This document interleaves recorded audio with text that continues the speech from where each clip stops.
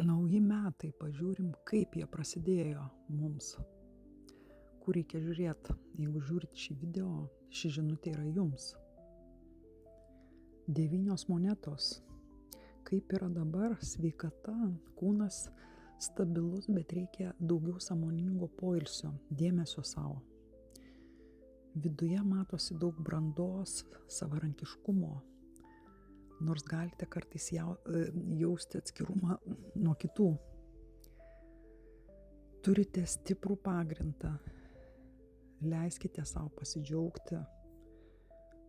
Situacija atrodo gana stabili, kaip jums beatrodytų. Patarimas, pažiūrėkim, koks patarimas šiem metam.